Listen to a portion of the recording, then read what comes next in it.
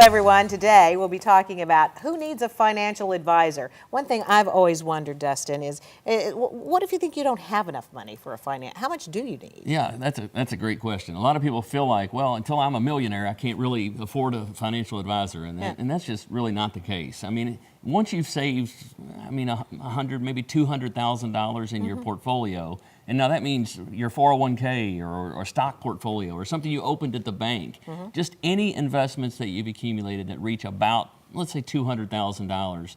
Now it's really time to start talking to a professional to find out what else do you need to start doing, or are the things that you're using now still the right tools to get you to your goal? And really that's what's important, is finding out, well, what's your goal, and then talk to someone about how to get you there. Yeah, until you get to about that level of about 200,000, it could still maybe be good to educate yourself, but it's really, really tough to really make a mistake. Once you get to about $200,000 of liquid assets, though, now it's a new ball game, and now you really need to make sure that you're taking good care of that money and working with the right professionals to help you get to where you want to go. And when these folks come in, what do you tell them their number one concern should be? Should it be retirement? Should it be income?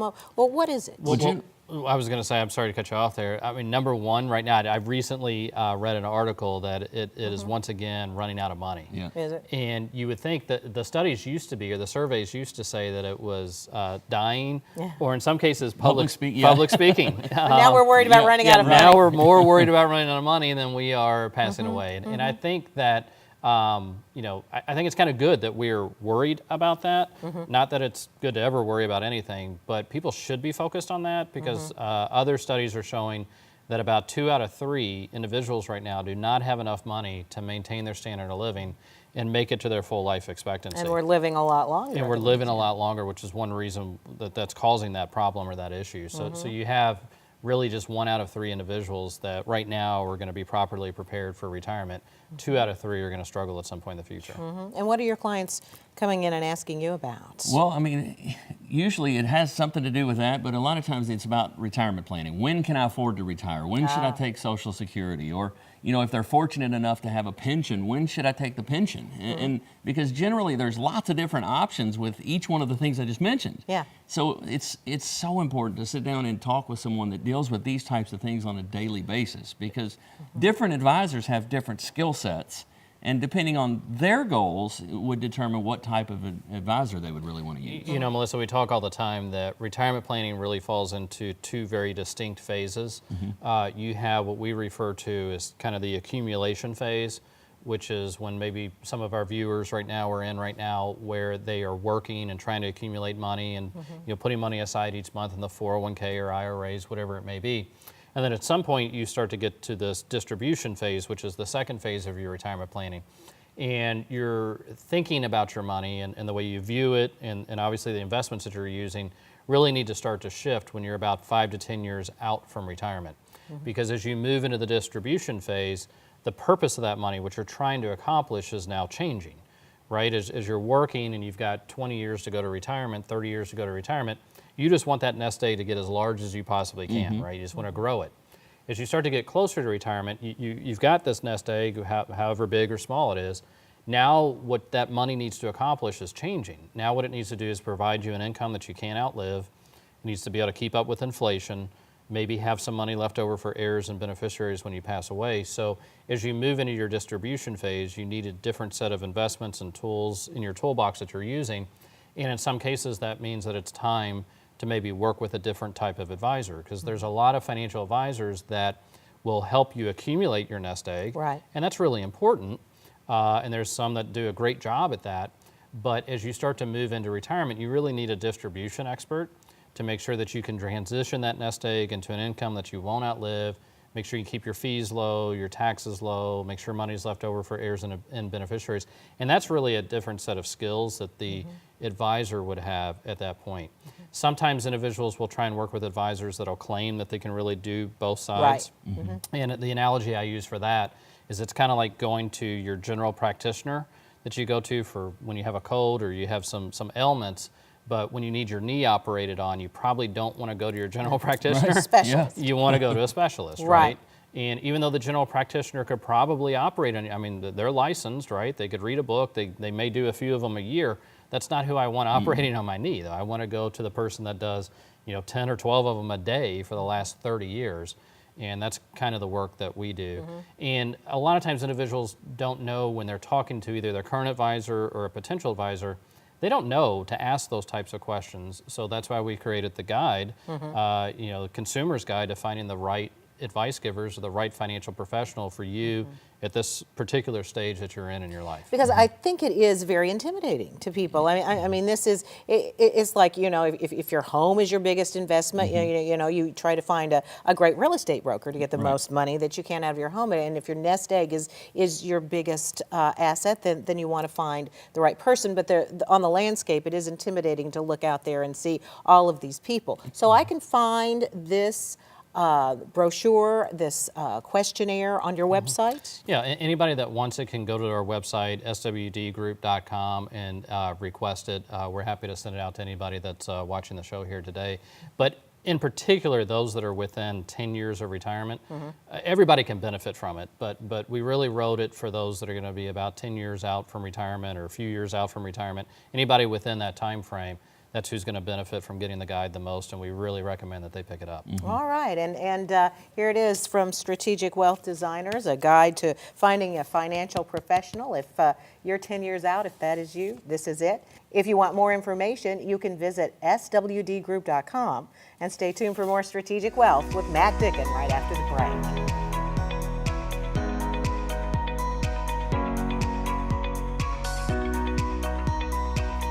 At Strategic Wealth Designers, we like to take time to focus on different charities and organizations around town. The team at Strategic Wealth Designers and I personally hold a passion for supporting local charities, and we feel it is extremely important to support the local community. So here's one of our most popular segments, Strategic Wealth Cares.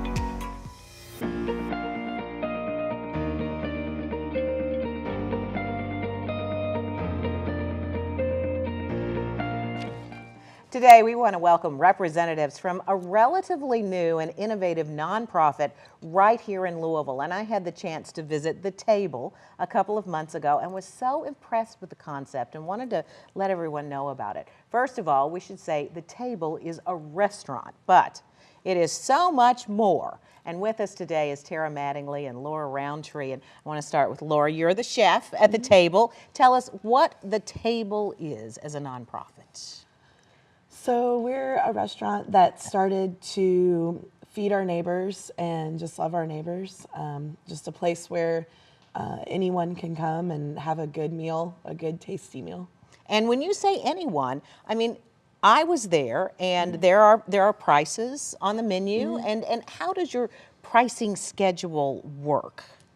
So we have what we call suggestive prices. So it's like a regular menu, it has a price on it, but for some people who can't afford that price, like if you go to a regular restaurant, you get a check and it has the total amount. Ours does not have that. It just has your food and the table number, so you take it up front. So the people that can't afford the price will give their time. So they'll pay with time. So they just hang out with us for like an hour, and we'll feed them, give them a great meal provided by our chef, Laura. While they're hanging out with you, what are they doing? Bussing tables, washing dishes? Oh my gosh, there's so much. Yes, you can bus tables, you can host, you can get drinks, you can run food, you can wipe menus, you can bus, you can sweep. You can write out a thank you card to somebody. There's all kinds of, just depends on the person. So there are suggested, so some people pay the suggested, I'm sure. Right. And then there are other people who, it's part of your model also, who kind of pay it forward. Pay that suggested and what? Pay more for somebody else? Yes, because we do not accept tips. So everything is a donation. So that's part of paying it forward, is by when they go up, if they wanted to leave a tip, we just ask that you donate it. So they'll do that at the cash register when they leave. And where are you exactly? Where is The Table? 18th and Portland Avenue. And how long have you been there? I was there probably about 5 months before we opened, so almost 3 years now. Almost 3, and it's been open for 2 years. About 2.5. And this model is working. Yes. And you told me that you are a sustainable nonprofit, which means that you don't do a lot of other fundraising. Right, right. That's pretty incredible. Is this a model across the country? There are other restaurants, not called The Table, but there are other restaurants to do the same thing we're doing. Yes, absolutely. Whose idea was this? Well, it came from someone, the pastor, Larry Stuss, his wife, Kathy Stuss. Someone had sent her a link to a restaurant that John Bon Jovi has a restaurant like this. So it was kind of like, wow, this is what we want to do in our neighborhood, because there's so many places that have where you just go in, you get a meal, and you leave. You don't really get to know the people in your community and build a relationship with them. And this way, we get to just love on our neighbors and work side by side together and do this together.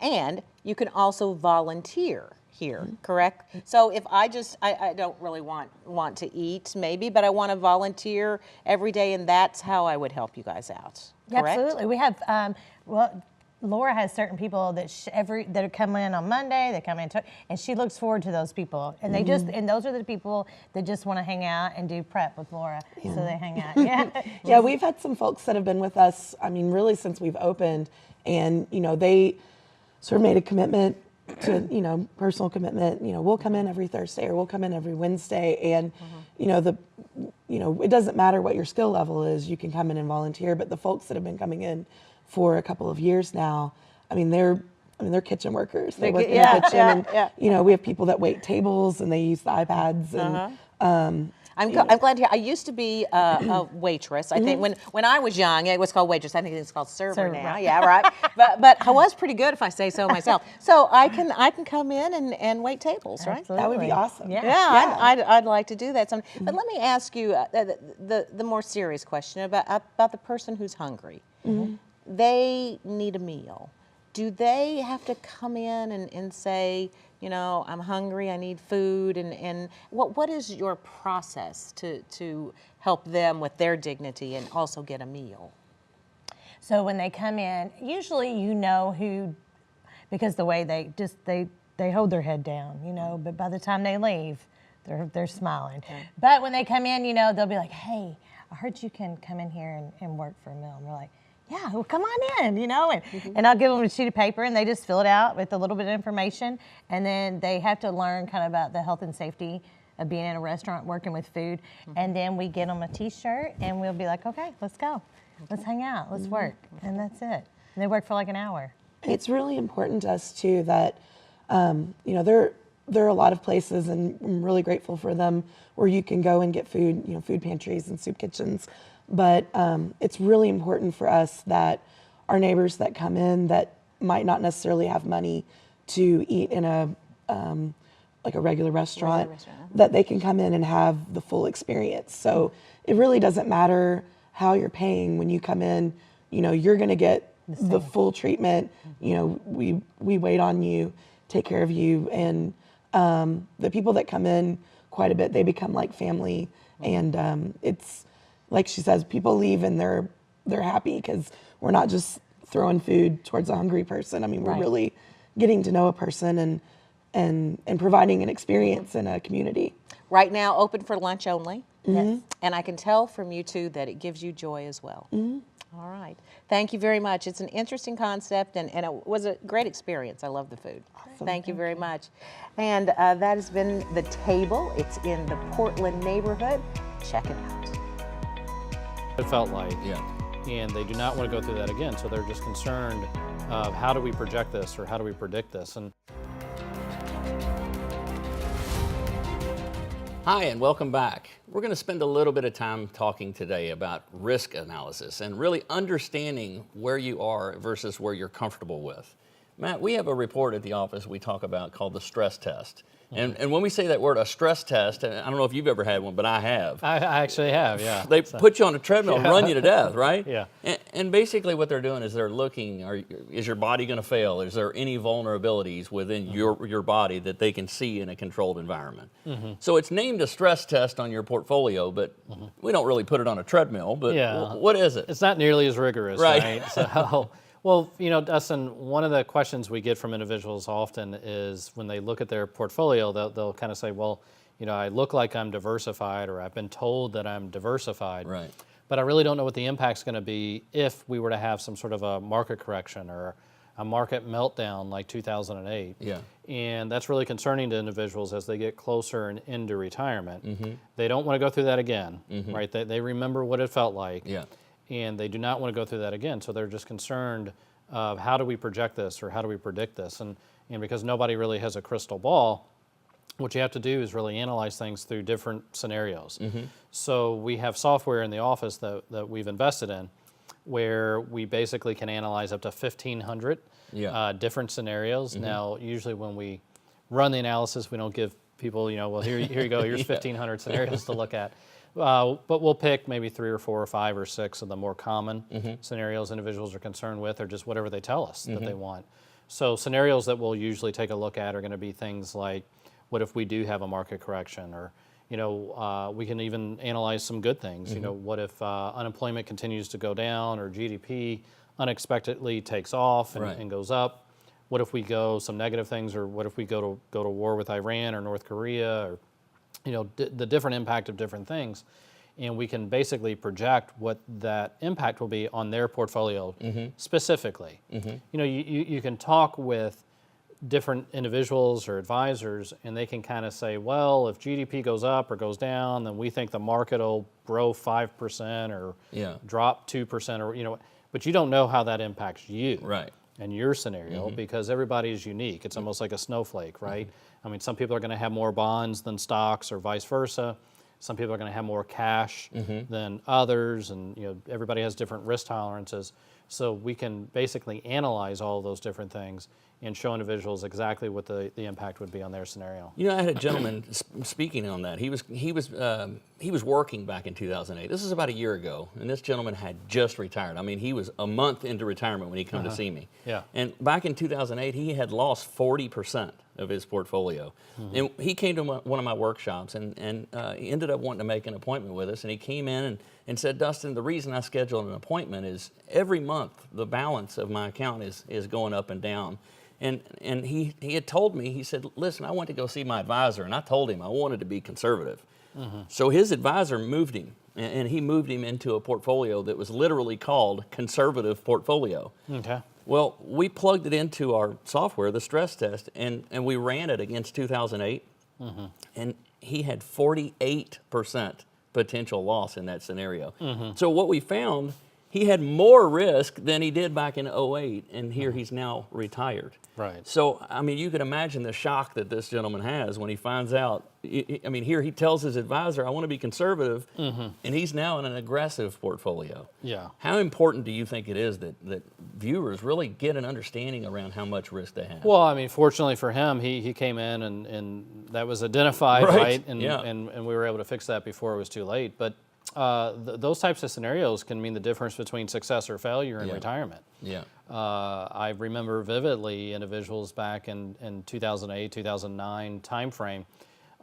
Some individuals had planned on going into retirement, had to delay it 5, some cases 10 years. Yeah. We had some individuals that had just retired, kind of like this gentleman, and they had to go back to work. They had to go back to their previous employer and kind of beg for their old job back. Yeah. So it's life altering. Yeah. Types of scenarios that we can prevent by running this analysis, because nobody has a crystal ball. You can't predict exactly what the future is going to throw at us, but we have over 100 years worth of historical data in this program, and no two events are identical, but almost anything that you can think of that can happen in the economy or the stock market, something similar has probably happened in the past. Yeah.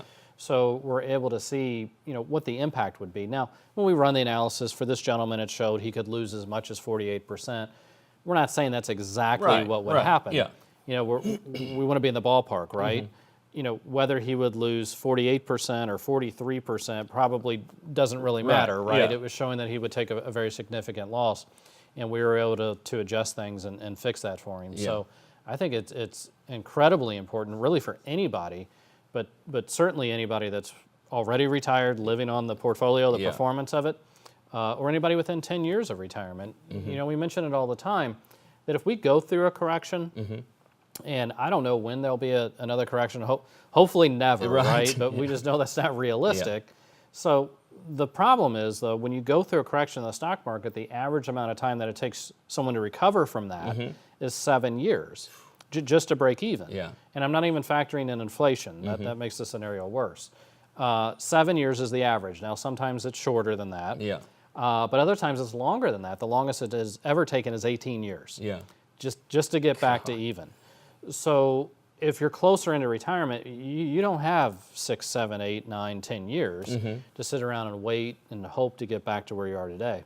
So running the stress test on the portfolio is something that you can use to identify potential pitfalls or areas or common denominators of scenarios where we're going to see some problems, and you can make the adjustment now, before you lose the 48%. How often do you think that people really have a true understanding of what's going on risk-wise in their portfolio? Well, we've run a lot of these, Yeah. and through the discussion, we always ask the question, what would you be comfortable Right. in losing? Because some people tell us they don't want to lose anything ever. Right. Right. They don't Yeah. want to lose a penny. Others will say, well, I understand markets go up, markets go down, but I wouldn't want to lose more than 5%. Right. 10%, or everybody's different. It happens almost every single day where someone will say, well, I certainly don't want to lose any more than 5 or 10%. We run the analysis and show them that different scenarios that have happened in the past and could happen again in the future, they may lose 15, 20, 30, 40, 50% Right. in some cases. And it happens almost every single day. Yeah. Maybe sometimes multiple times per day. So just because they have a portfolio that's called conservative or called moderate, that doesn't necessarily mean that they're truly in a No, conservative. people have to understand those are just marketing terms. Yeah. The conservative, conservative model. I mean, I remember in 2008 seeing some conservative portfolios. That was the title. That was the name of the portfolio. Lose 40+%. Gosh. Yeah. And so the individuals thought, they told their advisor, I want to be conservative. The name on the portfolio was conservative, Right. but they lost 40%. Wow. Certainly wasn't conservative. Those are just marketing terms. Yeah. You have to get a real analysis to know exactly what the impact would be. Yeah.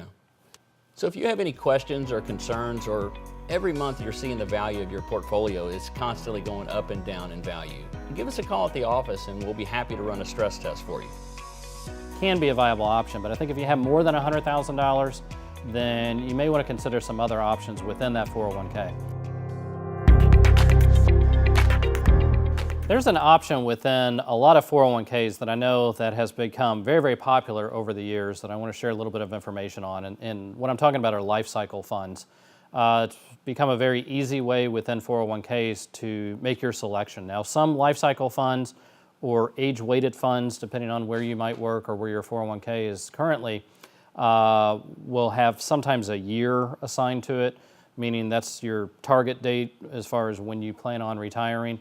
And it's become a real easy way to make your selection and just kind of move forward. And if you don't have much money invested in the 401k, meaning if you have less than, say, $100,000 invested within it, a life cycle fund or an age-weighted fund, whatever they're referring to it as, can be a viable option. But I think if you have more than $100,000, then you may want to consider some other options within that 401k. Basically what these life cycle funds are is they're just a fund of funds. So they're a collection of mutual funds within the product selection that you could just choose from individually. What that means is that it's just going to kind of add an extra layer of fees. Each one of the mutual funds within your portfolio are going to have some costs, but then when you go into a life cycle fund, it's going to have a little extra cost added in on top of it. So you really have to watch out for how expensive these funds can become. It's not unusual for us to see life cycle funds or, again, age-weighted funds charging in excess of 2% per year, sometimes even more. Over a lifetime, that can add up to tens of thousands, in some cases hundreds of thousands of unnecessary additional fees. Another thing that you need to watch out for, though, is misleading names or titles. If they don't have a date or a target date or a year in which you've selected, they might have a real generic sounding term like moderate fund or U.S. investment fund or something of that nature. One real misleading name I think that we've seen in the past is the conservative fund option. We literally have seen some conservative funds in the past in years like 2008 lose as much as 30 or 40%. Something that loses 30 or 40% in my mind isn't very conservative. But that was literally the name that the 401k had given to that particular fund option. So Watch out for misleading titles. They're not always what they say that they are, and they're not always what you assume them to be. Another thing that you have to watch out for is with these types of funds, typically, especially if they're age-weighted or they have a target date as far as when you plan on retiring, what they'll do is as you get older and closer to that targeted retirement date, they will start to automatically shift money from stocks and the stock market over into bonds and the bond markets. And again, when they do that, they're just using bond mutual funds, which those that watch the show, that we're really not a big fan of those at any point in time. But right now really is not a good idea to have money invested in bond funds, especially for individuals that are getting closer into retirement. The reason for that is because as interest rates go up, the value of bonds and these bond funds are going to go down because the bond funds are very interest rate sensitive. Even though interest rates have come up a little bit recently, we're still fairly close to historical lows. And all signals that we're seeing right now is that interest rates are going to continue to rise in the future. So what you may think could be happening with these types of funds is as you're getting closer to retirement, they're shifting more money over into bond funds, and you may think that that's a safer way to go. And in most cases, I'll agree that bonds and bond funds are safer than stocks or stock funds, but they certainly are not safe. They have a time and a place. It's just right now is not the time to be investing in bond funds, as we mentioned with the issues with interest rates. So that means that if you're getting closer into retirement in a few years, they really have no place within your 401k or anywhere in your portfolio for that matter. So if you have more than, say, $100,000 invested in a 401k, or maybe it is already an outside IRA where you're using these life cycle funds or age-weighted funds, you may want to consider shifting all or part of that money towards a self-directed IRA if you can with your employer. You know, sometimes once you reach age 59 and a half, you're able to do what's referred to as an in-service distribution or in-service rollover, where you can actually take money out of the 401k. You can still participate in it, you can still contribute to it, but you can actually take some of that money and just move that to an IRA. Once the money is over in an IRA, you can invest it in anything that you would like, whether it's life cycle funds or just traditional funds or ETFs or annuities, whatever it is that you want. If your plan does not allow that, then I would really encourage you to still consider shifting some of the assets that you have within that 401k or 403b out of these life cycle funds and just pick from the list of funds that you have that has been made available to you. You should be able to reduce your fees and expenses some and get really better diversification than what you think you have currently with the age-weighted or life cycle fund. So if you would like to see if you can do an in-service distribution, or if you need advice or help with how to allocate your 401k, if you want to get away from these types of funds, then feel free to give us a call here at Strategic Wealth Designers. We'd be happy to help in any way that we can.